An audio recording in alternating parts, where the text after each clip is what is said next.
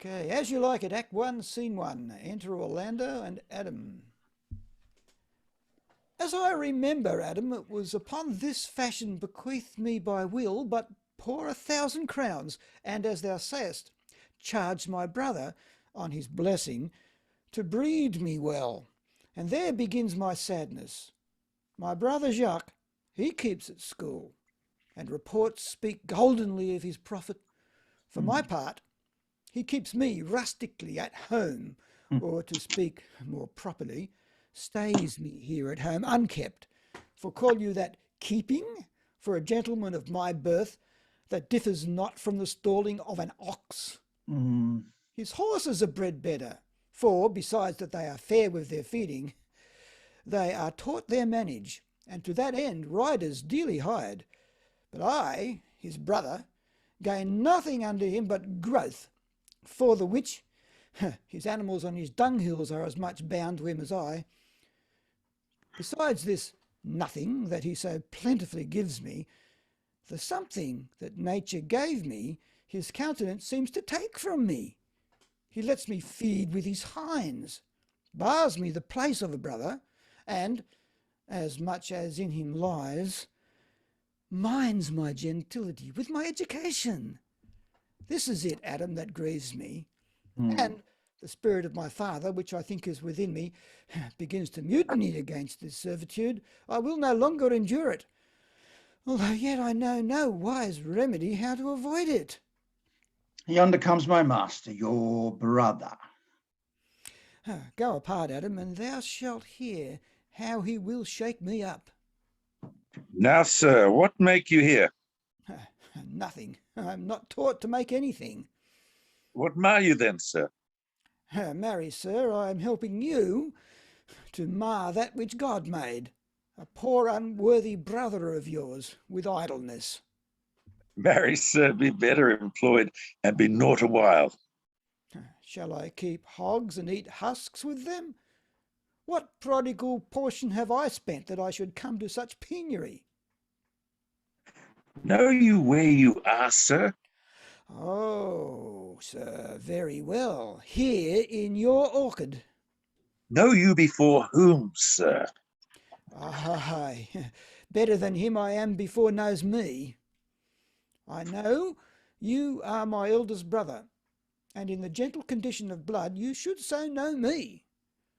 The courtesy of nations allows you no better, in that you are the firstborn, but the same tradition takes not away my blood. Were there 20 brothers betwixt us, I have as much of my father in me as you, albeit I confess your coming before me is nearer his reverence. What, boy? Come, elder brother, you are too young in this. Wilt thou lay hands on me, villain? I am no villain. I am the youngest son of Sir Roland de Boys.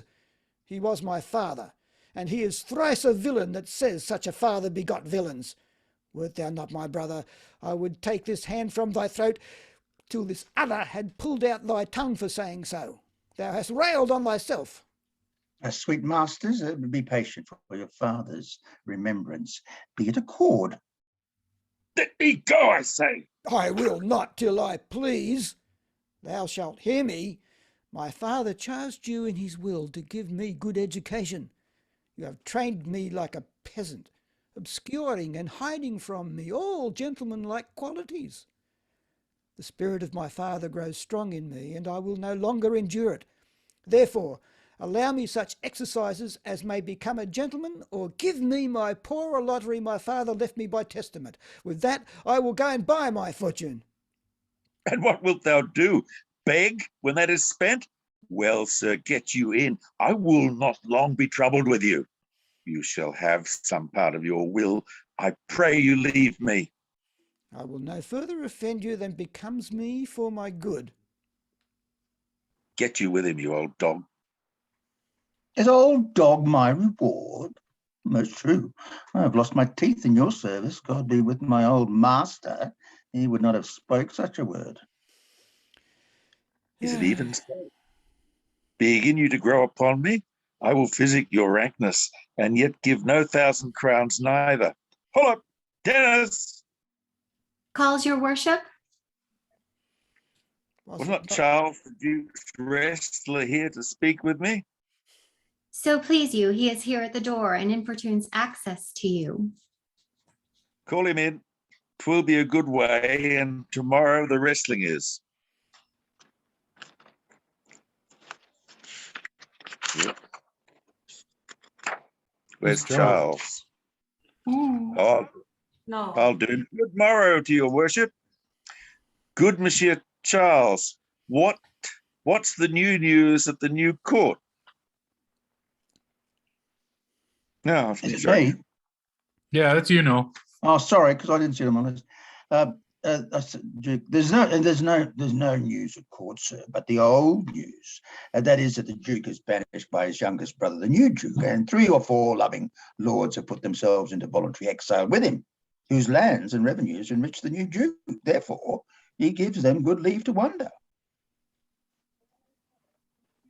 Can you tell if Rosalind, the Duke's daughter, is banished with her father? No, for the Duke's daughter, her cousin, so loves her, being ever with from the cradles bred together, that she would have followed her exile or have died to stay behind her. She is at the court and no less beloved of her uncle than his own daughter, and never the 2 ladies loved as they do. Ah, where will the old Duke live? They say he's already in the forest of Arden, and a many merry men with him. And there they live like the old Robin Hood of England, they say. Many young men flock to him every day and fleet the time carelessly, as they did in the golden world. What? You wrestle tomorrow before the new Duke? Marry do I, sir, and I came to acquaint you with the matter. I'm given, sir, secretly to understand that your younger brother Orlando has disposition to come in disguised against me to try a fall. Tomorrow, sir, I wrestle for my credit, and he that escapes me without some broken limb shall acquit him well. Your brother is but young, tender, and for your love I would be loath to foil him, as I must for my own honour if he come in. Therefore, out of my love to you, I come hither to acquaint you with all, that either you might stay him from his intendment, or brook such disgrace well as he shall run into. And that is a thing of his own search, and altogether against my will. Charles, I thank thee for thy love of me, which thou shalt find I will most kindly requite. I had myself notice of my brother's purpose herein, and have my understand means laboured to dissuade him from it, but he is resolute. I'll tell thee, Charles, it is the stubbornest young fellow of France, full of ambition, an envious emulator of every man's good parts, a secret and villainous contriver against me, his natural brother. Therefore, use thy discretion. I had as lief thou didst break his neck as his finger, and thou wert best look to it. For if thou dost him any slight disgrace, or if he do not mightily grace himself on thee, he will practice against thee by poison, trap thee by some treacherous device, and never leave thee till he hath ta'en thy life by some indirect means or other. For I assure thee, and almost with tears I speak it, there is not one so young, so villainous this day living, but brotherly of him. But should I anatomize him to thee as he is, I must blush and weep, and thou must look pale and wonder. I am heartily glad I came hither to you. He come tomorrow. I'll give him his payment. If ever he go alone again, I'll never wrestle for prize more. And so God keep your worship. Farewell. Farewell, good Charles.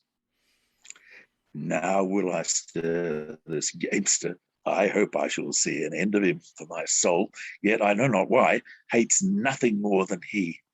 Yet he's gentle, never schooled, and yet learned, full of noble device of all sorts, enchantingly beloved, and indeed so much in the heart of the world, and especially of my own people, who best know him, that I am altogether misprized. but I shall not be so long. This wrestler shall clear all. Nothing remains but that I kindle the boy thither. Now I'll go about. Scene 2. Enter Rosalind and Celia. I pray thee, Rosalind, sweet my coz, be merry. Dear Celia, I show more mirth than I am mistress of, and would you yet I were merrier? Unless you could teach me to forget a banished father, you must not learn me how to remember any extraordinary pleasure. Herein I see thou lovest me not with the full weight that I love thee. If my uncle, thy banished father, had banished thy uncle, the Duke, my father, so thou hadst been still with me, I could have taught my love to take thy father for mine. So wouldst thou, if the truth of thy love to me were so righteously tempered as mine is to thee. Well, I will forget the condition of my estate to rejoice in yours. You know my father hath no child but I, nor none is like to have, and truly, when he dies, thou shalt be his heir. For what he hath taken away from thy father perforce, I will render thee again in affection. By mine honor I will, and when I break that oath, let me turn monster. Therefore, my sweet Rose, my dear Rose, be merry. From henceforth I will, coz, and devise sports.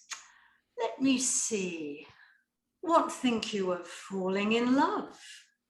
Nary, I prithee thee to make sport withal, but love no man in good earnest, nor no further in sport, neither than with safety of a pure blush thou mayst in honor come off again.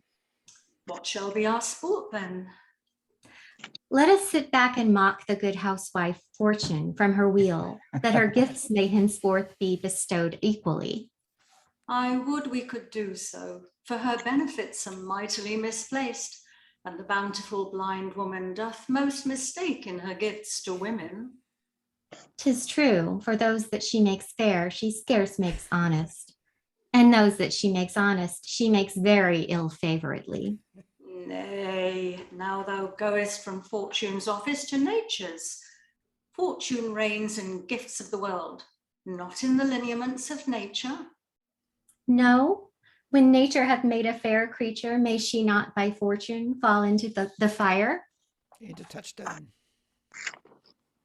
Though nature, sorry, though nature hath given us wit to flout at fortune, hath not fortune sent in this fool to cut off the argument? Indeed, there is fortune too hard for nature, when fortune makes nature's natural the cutter off of nature's wit. Peradventure, this is not fortune's work neither, but nature's, who perceiveth our natural wits too dull to reason of such goddesses, and hath sent this natural for our whetstone. For always the dullness of the fool is the whetstone of the wits. How now, wit, whither wander you? Chris, you must come away to your father. Were you made the messenger? No, by mine honor, but I was bid to come for you. Where learned you that, O fool?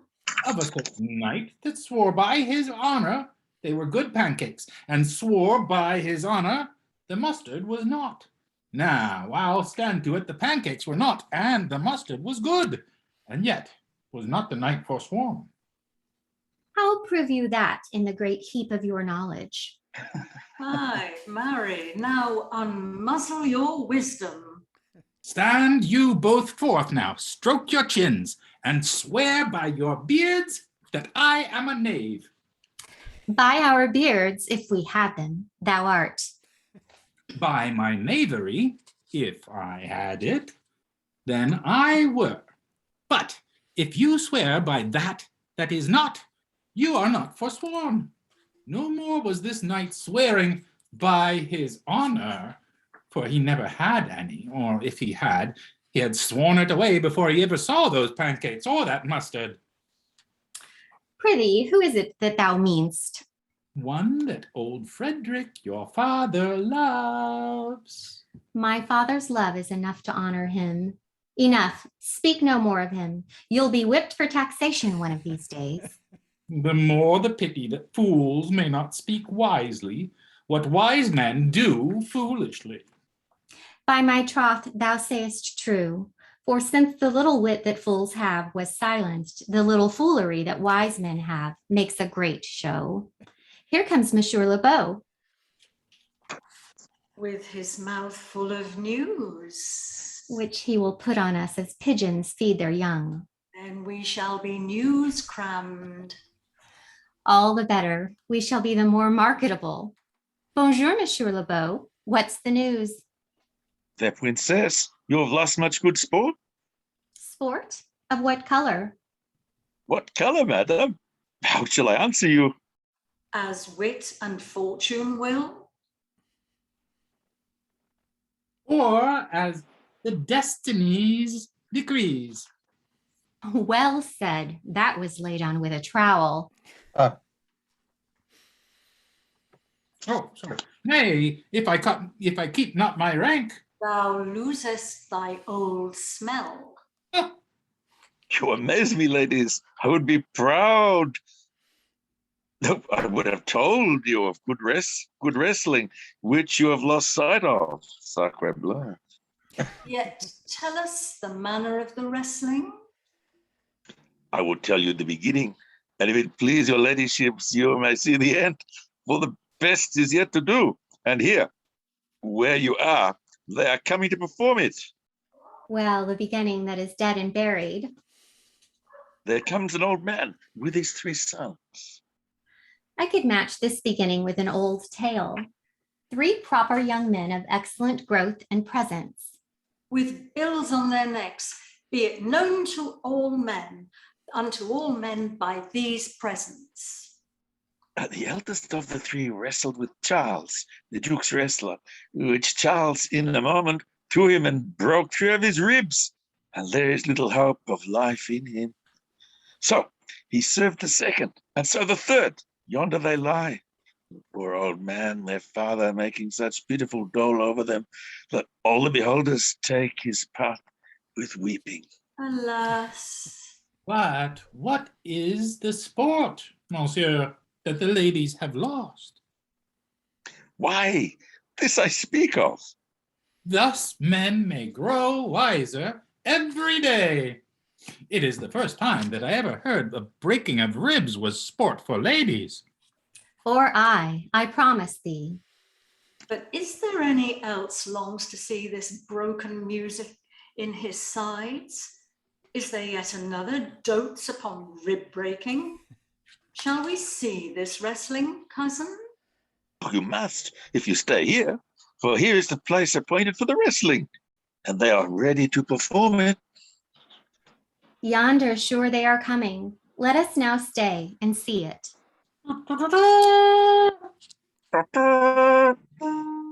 Enter Duke. Come on, since the youth will not be entreated, his own peril on the forwardness.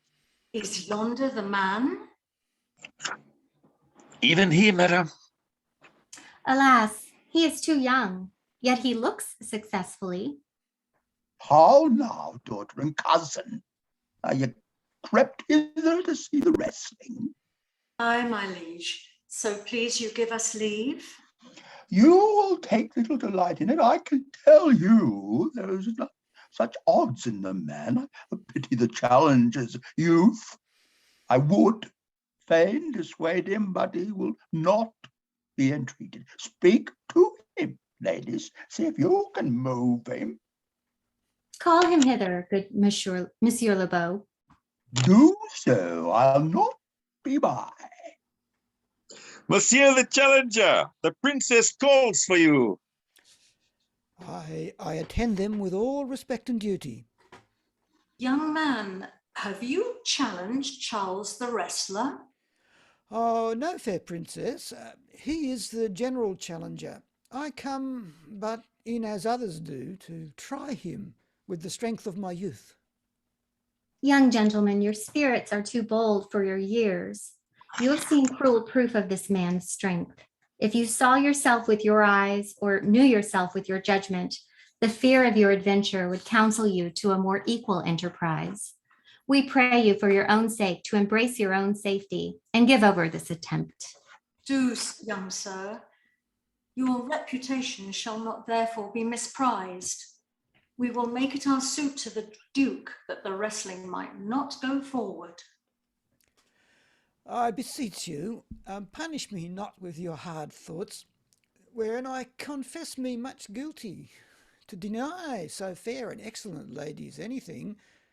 But let your fair eyes and gentle wishes go with me to my trial, wherein, if I be foiled, there is no one shamed that was never gracious. If killed, no one dead that is willing to be so. I shall do my friends no wrong, for I have none to lament me. The world no injury, for in it I have nothing. Only in the world I fill up a place which may be better supplied when I have made it empty. The little strength that I have, I would it were with you. And mine to eke out hers. Fare you well. Pray heaven I be deceived in you. Your heart's desires be with you. Come, there's a young gallant that is so desirous to lie with his mother earth. Ready, sir, but his will hath in it a more modest working. You shall try but one or. No, I warrant your grace, you shall not entreat him to a second that have so mightily persuaded him from a first. You mean to mock me after you should not have mocked me before. But come your ways. Now Hercules be thy speed, young man. I would I were invisible to catch the strong fellow by the leg. Excellent, young man. If I had a thunderbolt in mine eye, I can tell who should down. More, no more. Yes, I beseech your grace, I am not yet well breathed. How dost thou, Charles? He cannot speak, my lord. Bear him away. Charles is carried off by attendants. What is thy name, young man? Orlando, my liege, the youngest son of Sir Rowland Boys. I would thou hadst been son to some man else. The world esteemed thy father honourable, but I did find him mine enemy. Thou shouldst have better pleased me with his deed, hadst thou descended from another house. But fare thee well, thou art a gallant youth. I would thou hadst told me of another father. Duke exits.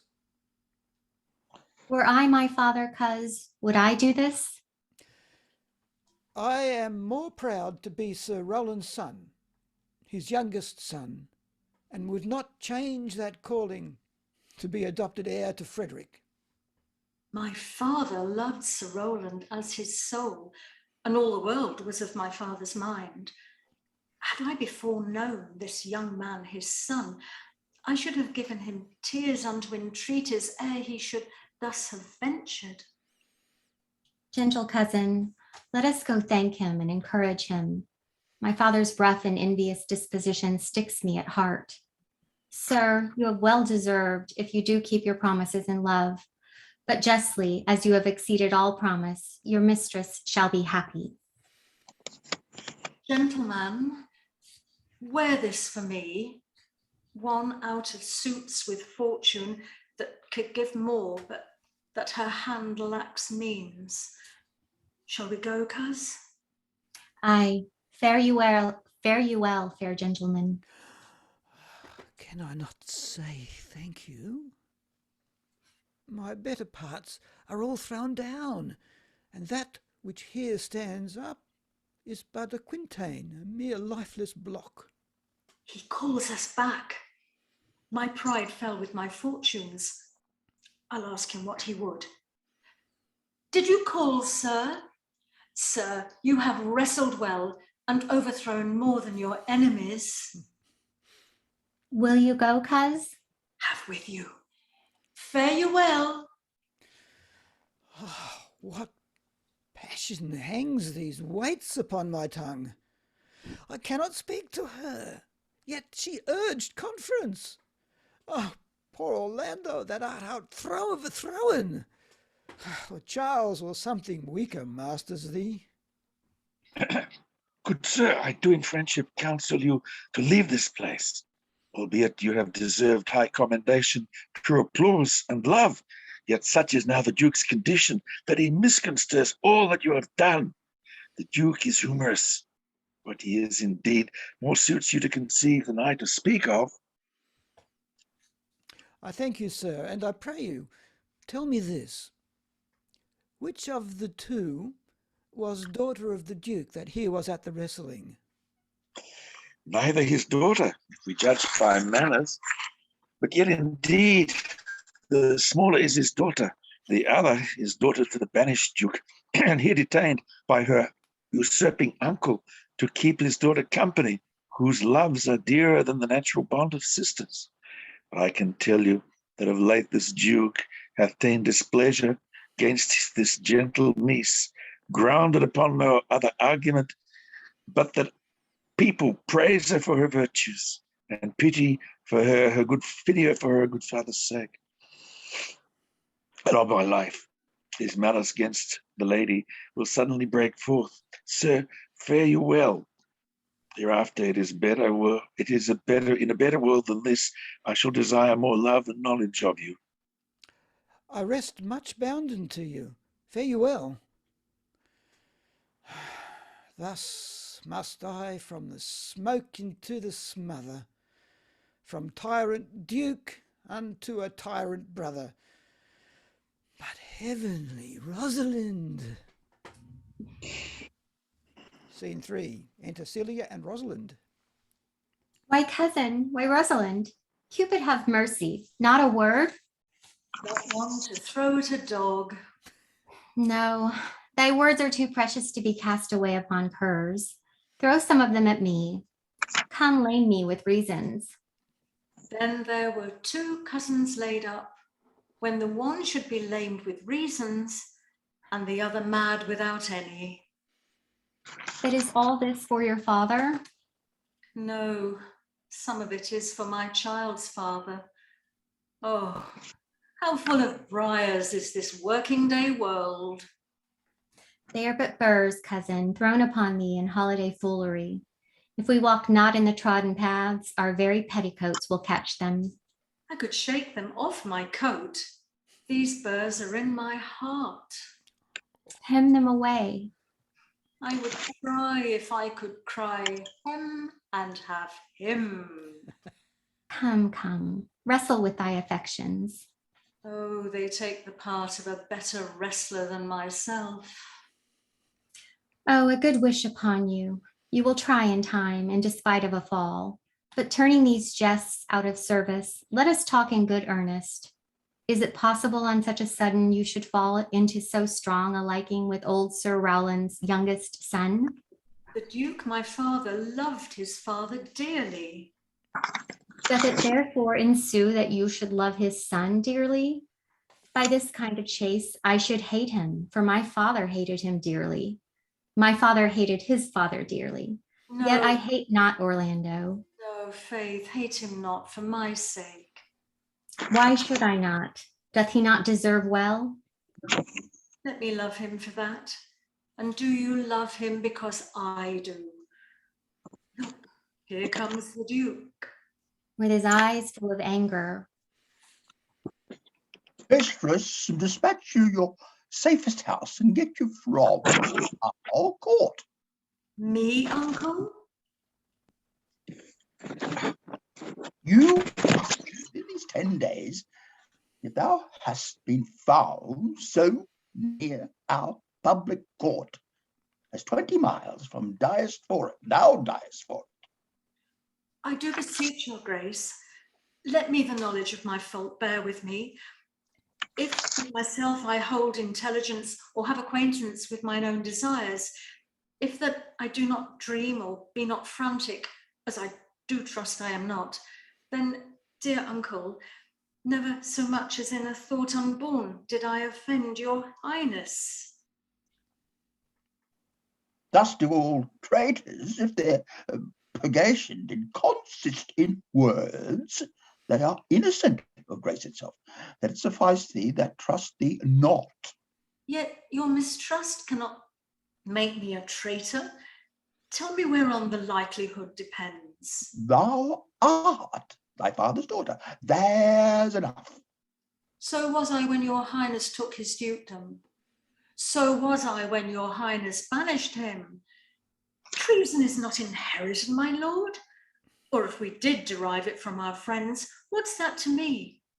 My father was no traitor. Then, good my liege, mistake me not so much to think my poverty is treacherous. Dear sovereign, hear me speak. Aye, Celia, we stay here for your sake. Else had she with her father ranged alone. I did not then entreat to have her stay. It was your pleasure and your own remorse. I was too young that time to value her, but now I know her. If she be a traitor, why, so am I. We still have slept together, rose at an instant, learned, played, eat together, and wheresoe'er we went, like Juno's swans, still we went coupled and inseparable. She is too subtle for thee, and her smoothness, her very silence, her patience speak to the people. They pity her. Thou art a fool. She robs thee of thy name, and thou wilt show more bright and seem more virtuous when she is gone.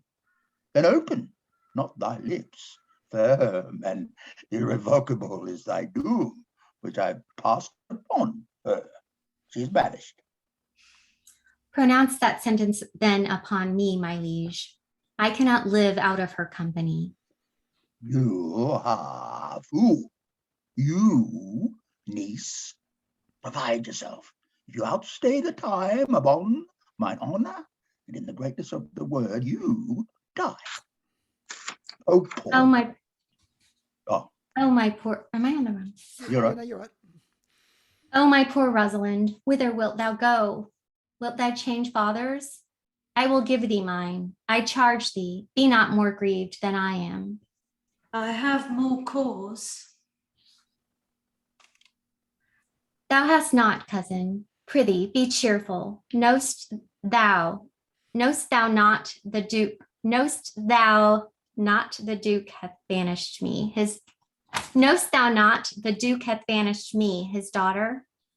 That he hath not. No, hath not.